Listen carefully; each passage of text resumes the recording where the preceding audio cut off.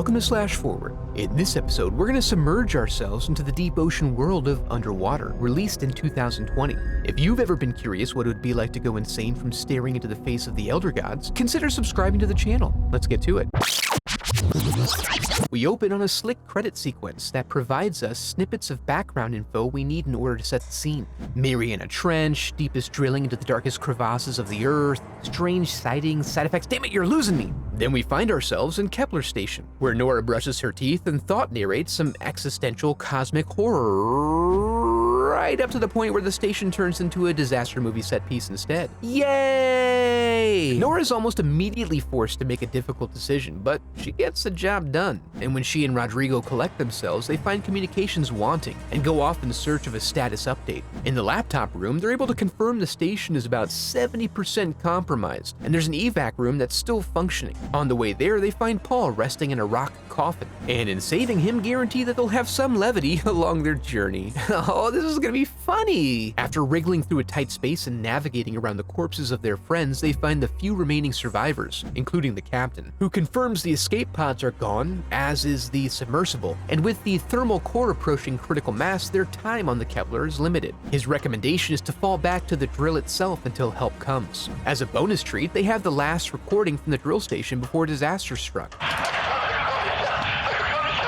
Hey, that sounds encouraging! In the staging room, they find as much good equipment as they can, strip down and suit up in what I imagine to represent a cosplayer's wet dream. And then, just to make sure we know this shit is serious, Rodrigo suffers an extreme pressurization due to a faulty helmet. Then, one quick leap of faith into the darkness and they're taking an elevator to the bottom. They make a quick stop along the way to check a possible distress signal. An away team proceeds into the murky darkness, finding a pod that appears to have imploded and be covered in some sort of goo. There's also a body present, which seems to now contain its own deep water ecosystem. They poke and prod it a bit and return with this beautiful specimen of nature. The examination is cut short when they lose power, so they pop this bad boy neutral to float gracefully to the bottom. Except they ain't moving, and strange noises surround them. Before they can figure out what that is, the final exaltations of the Kepler station shoot them to the bottom, forcing them to then run across the ocean floor while dodging detritus. At the way station, they proceed along another tube, eventually reaching high water. Here, Nora offers to scout ahead. On the smallest, let me check.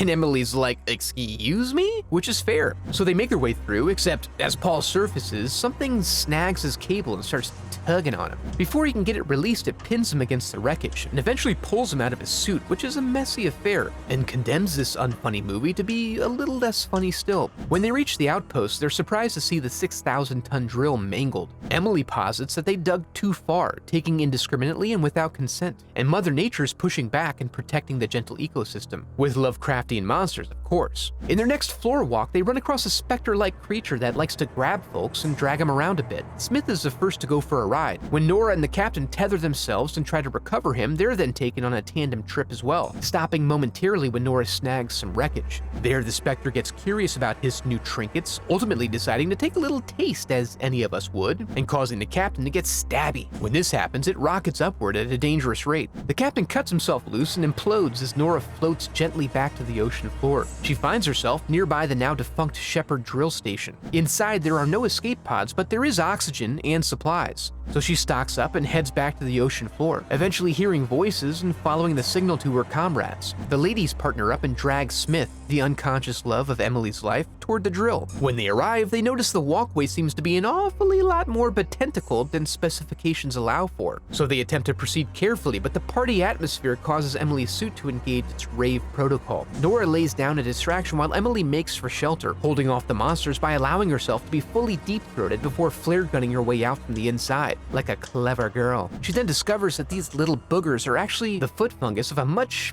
larger entity, which is briefly silhouetted by her flare. They make it inside and find a pod room, which always only has enough pods for the exact number of people present, which is unfortunate since they're only 2/3 functional. Since Smith has been sleeping through the movie, they get rid of him first. Nora then compels Emily to take the second pod, since she's more valuable due to her romantic entanglement with Smith. The loveless, solitary Nora then takes back her power, dying in the manner of her choosing and ensuring safe passage for the pods, by riding this nuclear catastrophe straight up the Eldritch God's butthole and directly to hell.